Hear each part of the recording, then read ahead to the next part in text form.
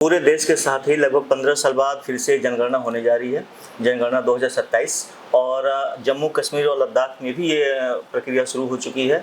आज इस बारे में विस्तृत जानकारी के लिए हम बात करेंगे जम्मू कश्मीर और लद्दाख के प्रधान मुख्य जनगणना अधिकारी निदेशक श्री अमित शर्मा सर से, और जानेंगे कि इस बार जनगणना को लेकर क्या विशेष तैयारी दोनों प्रदेशों के लिए आपके जरिए चल रही है।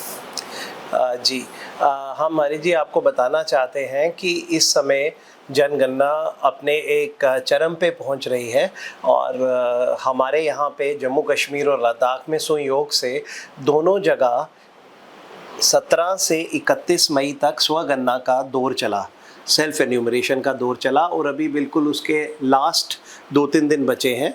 31 को ये कंक्लूड हो जाएगी इतवार को, तो रविवार को ये ख़त्म होगी और सोमवार से 1 से 30 जून तक हमारा हाउस लिस्टिंग ऑपरेशन, पहला चरण जो जनगणना का होता है वो जम्मू कश्मीर और लद्दाख में शुरू होने जा रहा है, जिसकी पुरजोर तरीके से हमारी टीम्स ने तैयारी कर रखी है।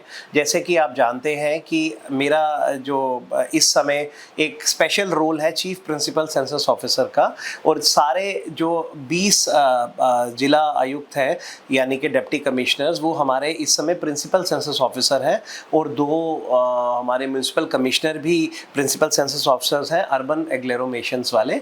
और इसी तरह से लद्दाख और कारगिल में और लेह में ये भी दोनों इनके डिप्टी कमिश्नर हमारे प्रिंसिपल सेंसस ऑफिसर हैं।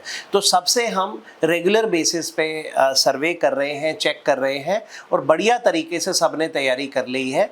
एन्यूमरेटर और सुपरवाइजर्स की ट्रेनिंग बढ़िया तरीके से हो गई है, उनको जो हमारी किट्स हैं वो बंट चुकी हैं और उनके रेगुलर प्रैक्टिस सेशन या बोलिए ट्रेनिंग सेशंस चल रहे हैं। क्योंकि इस बार आप जानते हैं जनगणना भारत सरकार पहली बार पेपरलेस माध्यम से डिजिटल मोड से करवाने जा रही है, जिसमें कोई भी कागज़, पेन, पेंसिल का इस्तेमाल नहीं होगा। सिंपली हमारी ऐप पर डायरेक्ट एंट्रीज होंगी। जो भी हमारे एन्यूमरेटर सुपरवाइजर जाएंगे, हमारे हाउस लिस्टिंग ब्लॉक्स में जाकर जनगणना करेंगे।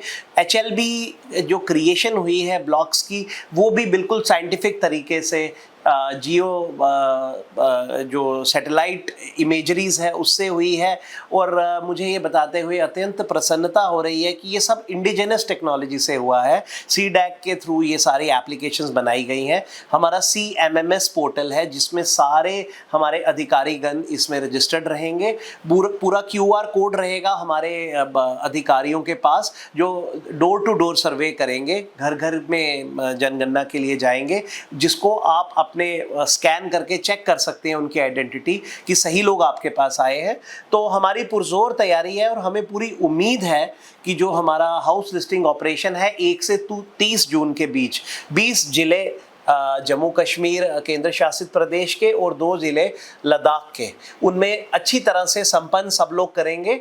हम डेली बेसिस पे मॉनिटर करेंगे। कहीं कोई भी अगर विघ्न आता है या कोई टेक्नोलॉजिकल इशू होता है तो हमारी बैकएंड टीम्स दिल्ली में बैठी हैं। गृह मंत्रालय का हमारा ऑफिस है, office of registrar general and census commissioner of India, तो वहाँ से हमारी IT टीम्स कार्यरत हैं, 24 घंटे बैठी हैं बैकअप देने के लिए। तो कहीं पे कोई अगर ऐसा इशू आएगा तुरंत उसको एड्रेस करके तो हम उसका निवारण करेंगे और कोशिश करेंगे कि 100% जनगणना फूल प्रूफ तरीके से हो और जनहित में हम इसके अच्छी तरह से क्वालिटी डेटा की कलेक्शन कर सकें, जो आने वाले समय में भारत की प्रगति और विकास का मूलभूत आधार बनेगा। सर, स्वगणना के बाद 1 जून से आपने बताया कि आवासों गणना शुरू होगी, उसके बाद आबादी की गणना होगी सितंबर और फरवरी 2027 में। जी, तो आपने J&K में और लद्दाख में काफ़ी संख्या में सैन्य बल भी है, फोर्सेस जो हैं, क्या उनकी भी गणना हम करेंगे, आवास की भी गणना होगी? देखिए, अच्छा प्रश्न है, लेकिन आपके माध्यम से हम सबको बताना चाहेंगे कि जो हमारे सैन्य बल हैं जो काफ़ी संख्या में उपस्थित हैं, खासकर लद्दाख में, कश्मीर में, जम्मू में, तो इनकी अलग तरह की हमारे चार्जेस बनते हैं, स्पेशल चार्जेस बनते हैं जो मिनिस्ट्री ऑफ डिफेंस के अंडर आते हैं, MOD के अंडर आते हैं। क्योंकि सेंसिटिव इश्यूज रहते हैं, तो हम यहाँ के जो लोकल कर्मचारी हैं, जैसे कि मोस्टली टीचर, VLO लोग रहे हैं, जो जहाँ से वाकिफ़ रहते हैं एरियाज़ में, वहाँ जाके वो घर घर डोर टू डोर सर्वे करेंगे। लेकिन फॉर ऑल सिक्योरिटी रीजंस, राष्ट्रीय हित में और राष्ट्रीय सुरक्षा के को मद्देनज़र रखते हुए लद्दाख के और जम्मू कश्मीर के वो वाले जो आर्मी कवर्ड एरियाज़ हैं, जो हमारी सैन्य बल जहाँ पे हैं, तो उनके स्पेशल चार्जेस बनाए जाते हैं, जिनकी डिफेंस स्टेट्स ऑफिसर्स वो अपने अपनी तरह से, या जो भी आर्मी ऑफिसर्स इंचार्ज हैं वो वहाँ पे उसका अलग चार्ज बना के अलग उनकी जनसंख्या देखी जाती है, और वो सारा पूरा वो जो फिगर्स हैं वो डायरेक्टली मिनिस्ट्री ऑफ डिफेंस के थ्रू हमारे तक पहुंचता है डेटा। और जहां तक आपने बताया कि आबादी की गणना, तो आबादी की गणना बिल्कुल सितंबर में जो पहाड़ी और बर्फानी इलाके हैं, नॉन सिंक्रोनस एरियाज, तो उनकी सितंबर के माह में ही हो जाएगी आबादी की गणना। और जो मैदानी इलाके हैं पूरे भारत के संग उन जगहों पे फरवरी में हमारा आबादी का गणना होगा, जो बहुत इम्पॉर्टेंट आखिरी चरण रहेगा। और उसी के बाद भारत की जनसंख्या या कोई इस बार जैसे आप जानते हैं जाति गणना है, बहुत सी ऐसी नई एडिशंस हैं, वो सब उस सेकंड राउंड में होगी, दूसरे मरहले में होगी। और मैं साथ साथ बताना चाहूँगा कि हमारा केंद्र शासित प्रदेश लद्दाख जो है, ये भारत का पहला ऐसा स्टेट या यूटी रहेगा जिसकी 100% जनगणना का कार्यक्रम सितंबर में कंक्लूड हो जाएगा, क्योंकि वो 100% स्नो बाउंड पहाड़ी इलाके में आता है। तो ये भी एक गर्व की बात है। और दूसरी गर्व की बात है कि केंद्र शासित प्रदेश बनने के बाद पहली बार लद्दाख का इंडिपेंडेंट सेंसस होने जा रहा है। तो लद्दाख में काफ़ी इस चीज़ का हर्षोल्लास है, उत्साह है लद्दाख के लोगों को कि हमारा इंडिपेंडेंट सेंसस होगा। तो उम्मीद रखेंगे कि ये जल्दी से जल्दी हम अच्छे से संपन्न करा सकेंगे दोनों केंद्र शासित प्रदेशों में। और आप सबका बहुत सहयोग रहने वाला है। आपको लोगों को सचेत करना है, सजग करना है और बताना है कि जनगणना का क्या महत्व रहता है। सर, अभी एक अपने जे.एंड.के के छात्र संगठन ने दिल्ली में पार्लियामेंट मेंबर से मुलाकात कर बताया कि गुज्जर बकरवाल को शायद इस बार भी जनगणना से वंचित कर दिया जाएगा या फिर छूट जाएंगे जी। तो उन खास समुदाय जो ठंडियों के समय मैदानी इलाके में आ जाते हैं और ग्रीष्मकाल में फिर से पहाड़ पर जाते हैं, उनको लेकर क्या रणनीति अपनी गणना के लिए? जी, उसको लेकर हमने एक विशेष रणनीति बनाई है और आपको ये जानकर प्रसन्नता होगी और सब आपके दर्शकों को भी जान के प्रसन्नता होगी कि ये सब जितने भी लोगों के हमारे पास आते हैं या जो भी सुझाव हमारे समक्ष रखे जाते हैं, हम उस पर गहन मंथन करते हैं। और इसी के को लेकर हमने अभी पिछले हफ्ते ही जो हेड ऑफ फॉरेस्ट फैमिली रहते हैं, प्रिंसिपल चीफ कंजर्वेटर फॉरेस्ट हो गए या एजुकेशन डिपार्टमेंट के दोनों डायरेक्टर हो गए जम्मू और कश्मीर खित्तों के, इसी तरह से जैसे हमारे एनिमल चीफ हस्बेंड्री के डायरेक्टर साहिबान हो गए, उन सबको बिठा के मंथन किया और ये फैसला किया गया कि वैसे तो चार्जेस ये सब बन रखे हैं हर फॉरेस्ट एरिया के साथ जो तहसील पड़ती है, वहाँ के चार्ज ऑफिसर्स तहसीलदार वगैरह हैं, लेकिन हमने विशेषता KML फाइल्स बनवाई, उनके साथ हमने दिल्ली में कंपैरिजन किया। जो लोग माल मवेशी के साथ पहाड़ों पे अभी जाएंगे उनका हमने रूट मैपिंग करवाया और देखा गया कि कहाँ कहाँ पे उनके हॉल्टेज पॉइंट्स हैं और कहाँ पे वो जाके फाइनली स्टे करेंगे। उसके लिए हम विशेषता एडिशनल चार्जेस बनवा रहे हैं, यानी कि जो हमारी हदाद है उनको बढ़ाया जा रहा है। तो डेज फिक्स किए जाएंगे और वो उन डेज पर जाके स्पेशल तरीके से उनकी गणना की जाएगी, उनका HLO किया जाएगा, पहले चरण का भी और आखिरी चरण का भी, जिसमें आबादी गणना बोली जाती है, ताकि एक भी हमारा गुजर बकरवाल भाई बहन या गद्दी सिपी या जो लोग पहाड़ों पे जाते हैं उनकी गणना में कोई भी उसमें कोई विलंब नहीं आना चाहिए या कोई भी मिस नहीं होना चाहिए। तो ये हम डबल प्रिकॉशन ले रहे हैं इस बार, जस्ट बिकॉज कुछ लोगों को ये एप्रीहेंशन था कि वो रह जाएंगे और जैसे उनकी फैमिलीज जो नीचे रहेंगी, सब तो जाते नहीं है बुजुर्ग लोग, उनका नीचे गणना हो जाएगा, क्योंकि ये एज इज वेयर इज का फॉर्मूला रहता है। जो जहां पाया गया वो वहां पे उसकी गणना होती है। जो पहाड़ के ऊपर पाया जाएगा उसकी वहां गणना होगी, जो नीचे पाया जाएगा उसकी यहाँ होगी। हम ये 100% इंश्योर करेंगे कि कोई भी हमारे समुदाय, चाहे वो गुजर बकरवाल है, चाहे वो गद्दी सिपी है या कोई भी पहाड़ों की तरफ माइग्रेटरी पॉपुलेशन है, कहीं पे जो भी मूवमेंट में रहता है, हर उस बाशिंदे की, हर उस रेजिडेंट की जो नॉर्मली जम्मू कश्मीर या लद्दाख में पाया जाता है, हर उस आदमी की प्रॉपर या औरत की प्रॉपर तरीके से हम गणना कर पाए। सर कहा जाता है कि जे.एंड.के मंदिरों का शहर और लद्दाख बौद्धिस्टों का। जी। बहुत सारे मंदिर, बहुत सारे बौद्ध स्तूप ऐसे हैं जहाँ पे बाहर के लोग वहाँ रहते हैं, चाहे पुजारी रूप में या फिर किसी दर्शन ग्रुप में या फिर पर्यटक रूप में। जी। और ट्रांसजेंडर भी बहुत सारे खास संख्या में। जी। उनको लेकर क्या अपनी गणना की रणनीति चल रही है? देखिए, हम सब लोगों को कवर करने का उपयुक्त प्रयास कर रहे हैं, और मैं बताना चाहूँगा आपको कि जितने भी मंदिर हैं, जितने भी आश्रम हैं, जितने भी गोम्पा हैं जो हमारे लद्दाख में स्थित हैं, या जो बौद्ध वासियों के लिए जो बौद्ध धर्म को फॉलो करते हैं, जो लोग जहाँ पे पाए जाएंगे उनकी वहाँ पे गणना होगी, जैसे हमने आपको पहले ही क्लियर किया। तो ये इसको बोलते हैं इंस्टीट्यूशनल सेंसस काउंटिंग। तो वो अलग अलग इंस्टीट्यूशंस में आ जाएंगे। जैसे मुझे पिछले दिनों कुछ प्रश्न आया कि जो धार्मिक स्थलों का या आश्रमों का या काफ़ी लोग वहाँ पे एकत्रित रहते हैं, तो उन सब जगहों की इंस्टीट्यूशनल काउंटिंग की जाएगी। ये डायरेक्ट इंस्ट्रक्शंस हैं हमारे सुपरवाइजर इन्यूमरेटर को कि वो उनकी, जैसे अस्पताल हैं, जैसे कोई असाइलम है, या कोई भी इस तरह के इंस्टीट्यूशंस हैं जहाँ पे इकट्ठी जनता रहती है किसी भी फॉर्म में, तो उनको जो भी है उनकी प्रॉपर तरीके से गणना की जाएगी। कोई भी इंस्टीट्यूशन खाली नहीं छोड़ा जाएगा। और जहाँ तक ट्रांसजेंडर्स का सवाल है, वो भी हमारी सोसाइटी के उतने ही इम्पॉर्टेंट हिस्सा हैं जैसे बाकी लोग हैं, तो उनके लिए भी विशेषता हमारी पॉलिसी बनाई जाएगी। और उस पॉलिसी के तहत हम इंश्योर करेंगे कि जिस जिस बेल्ट में वो काम कर रहे हैं या रहते हैं या जहाँ उनका निवास है, हर घर में जाया जाए, चाहे वो ट्रांसजेंडर है, चाहे वो किसी मतलब अलग अलग तरह के धर्म के फॉलोअर हैं जैसे आपने बताया, चाहे वो किसी और इदारे से बिलोंग करते हैं। तो खासकर हम देखेंगे कि कहीं पे किसी को कोई ये गिला शिकवा ना रह जाए, किसी के दिल में कहीं पे ये ना रह जाए कि हम पीछे। जैसे हमारे माइग्रेंट भाई बहन हैं, जो कश्मीरी पंडित लोग हैं, जो बहुत वर्षों से जम्मू में आकर या दिल्ली में या जहाँ जहाँ जाकर रहे, उधमपुर में बहुत फैमिलीज आ गई, जम्मू में बहुत बड़े बड़े कैंप्स हैं जैसे जगती है, पुरकू है।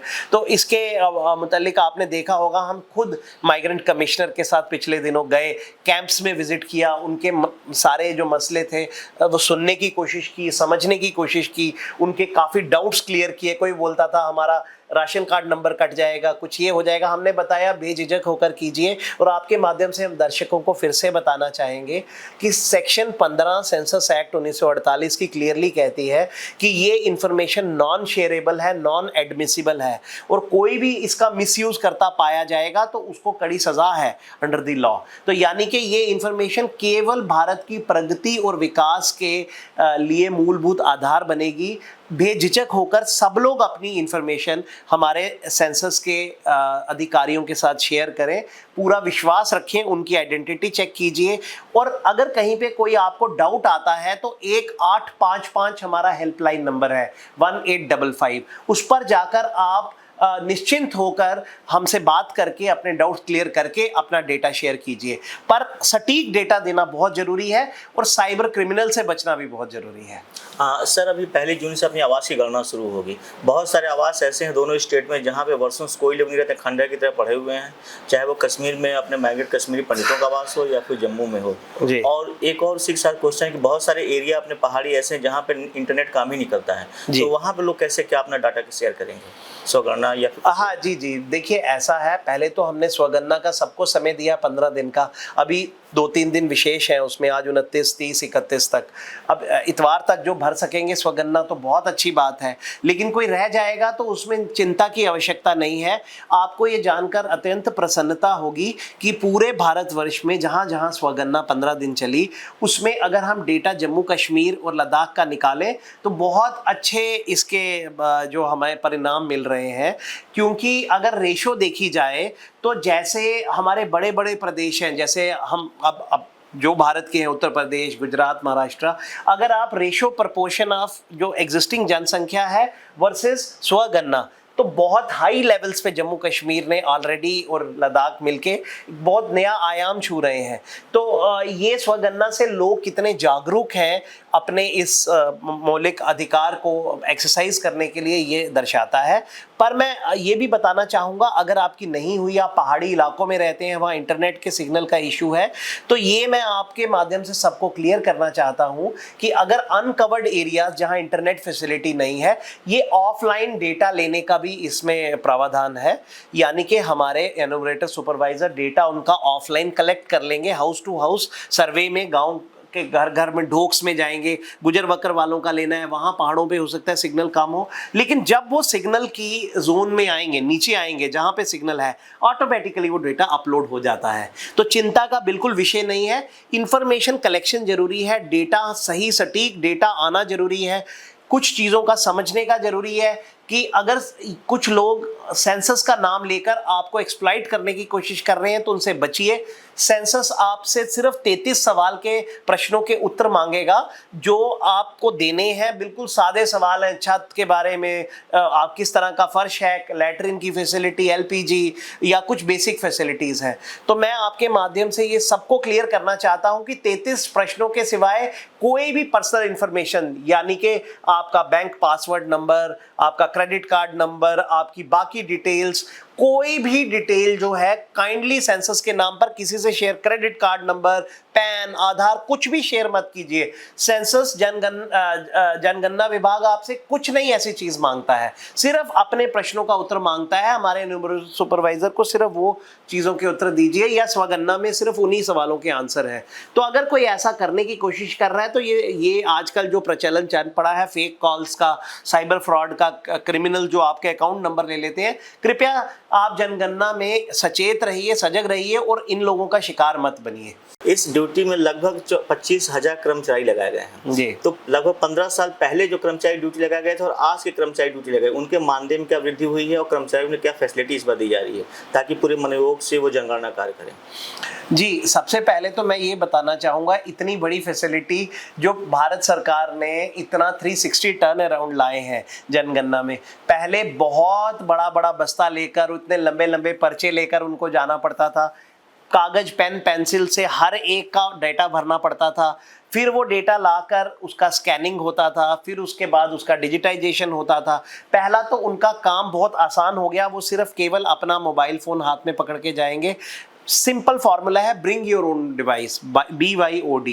सिर्फ सांकेतिक तौर पर उनको एक सेंसस का किट दिया जा रहा है जिसमें मुख्यतः मुझे लगता है एक मार्कर पेन होगा जिससे सेंसस हाउस नंबर लिखा जाएगा हर घर के आगे, ताकि पता चल जाए यहाँ पे सेंसस हो गया है।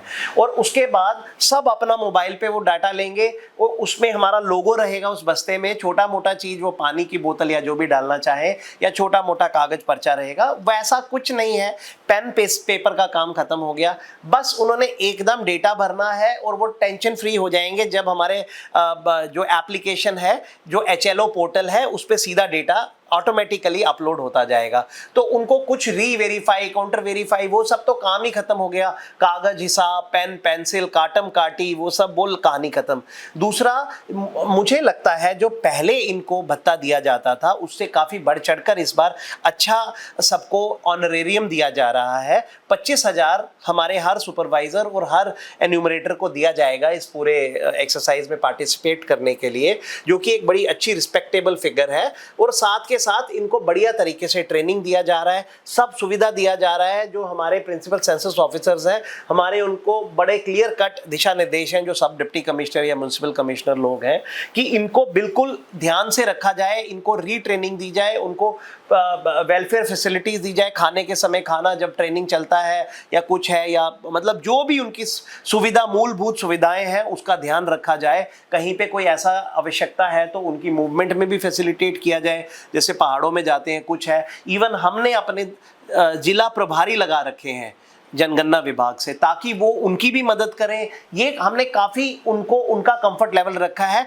और मैं बताऊंगा, जम्मू कश्मीर लद्दाख में मैंने खासकर एक चीज़ का ध्यान रखा है, HR इश्यूज रहते हैं इनके काफ़ी। जो हमारे न्यूमरेटर सुपरवाइजर मोस्टली ये टीचिंग कम्युनिटी से आते हैं, तो हमने 10 टीचर्स जम्मू डिवीजन से और 10 टीचर्स कश्मीर डिवीजन से हमने यहाँ डिप्लॉय करवा रखे हैं, ताकि वो उनके इश्यूज को डायरेक्टली जिला वाइज एड्रेस करा सके। 10 जिले यहाँ हैं, 10 वहाँ हैं। तो हमने पूरा ध्यान रखा है कि कोई भी मानसिक तौर पर या शारीरिक तौर पर किसी भी तरह से उनके मनोबल में कमी ना हो। और सबसे बड़ी चीज़, मैं सबके लिए अवेलेबल हूँ। हमने अपने आप को ओपन रखा है, हमने कोई यहाँ पे लेवल वो नहीं रखा हायरार्की लेवल की, हम निदेशक हैं या चीफ प्रिंसिपल सेंसस ऑफिसर है। किसी को किसी भी तरह की आवश्यकता है तो मेरा फोन हमेशा अवेलेबल है, मेरी प्रेजेंस हमेशा अवेलेबल है, वीसी हमेशा अवेलेबल है। किसी को कहीं पे कोई दिक्कत आएगी, they can directly approach me and get their issues resolved. ये आपने विशेष बातचीत मुख्य प्रधान जनगणना निदेशक जम्मू कश्मीर लद्दाख अमित शर्मा जी से सुना, और सबसे अनुरोध है कि आप भी जनगणना में भाग लें, देश के विकास में अपनी सहभागिता दर्ज करें। आपके राज्य की खबरें, आपके शहर की खबरें सबसे पहले जानने के लिए देखते रहें अमर उजाला। चैनल को सब्सक्राइब जरूर कर लें और पाएं हर अपडेट।